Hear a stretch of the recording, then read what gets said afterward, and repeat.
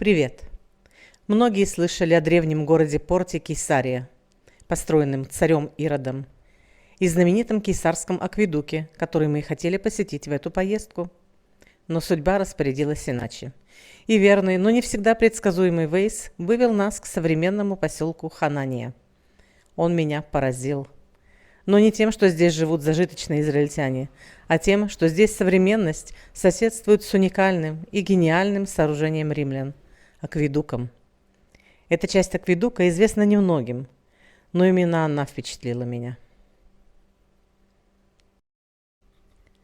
Начнем с того, что акведук начал строиться во времена царя Ирода Великого в I веке до нашей эры как система водоснабжения Кейсарии.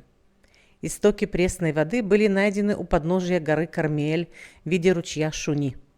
Длина водовода составляет 16 километров. Но не все так просто.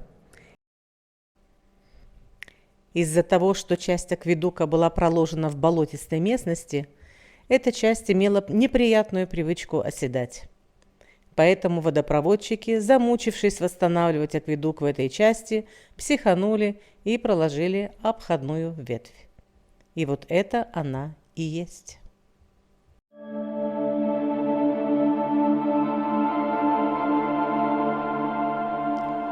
Спустя примерно 3 столетия, во II веке нашей эры, в связи с увеличением потребностей Кейсарии в воде при императоре Адриане было принято решение построить второй водовод протяженностью 22 километра.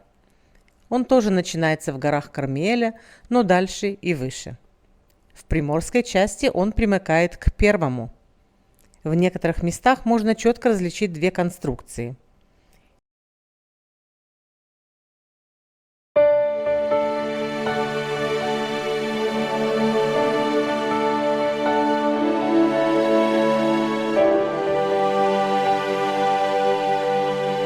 Интересный факт, что для внутренней гидроизоляции акведука использовался цемент, в который добавляли вулканический пепел Везувия.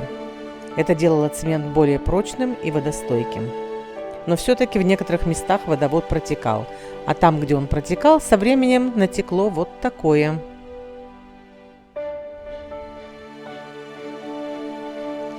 Вот этот столб под одной из арок, так называемый мильный столб, обозначающий 4 мили до Кейсарии.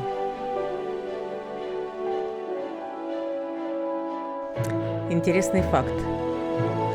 Второй акведук был построен 10-м римским легионом. Почему именно легионеры строили акведук? Вероятно, потому что они квартировались в Кейсарии и участвовали в подавлении иудейских мятежей. Ну а в период затишья, как видно, благоустраивали захваченную Иудею. Римский автограф. Слева внутри венка что-то про 10-й легион, справа про императора Адриана.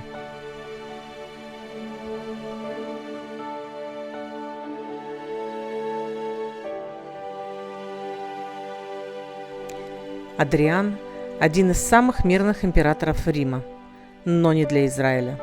За ним числится только одна военная акция. Это жестокое подавление еврейского восстания под предводительством Бар-Кохбы во II веке нашей эры. Адрианом Иерусалим был переименован в Элию Капитолину, а Иудея в Палестину. Обрезание было объявлено преступлением, наказуемым смертной казнью.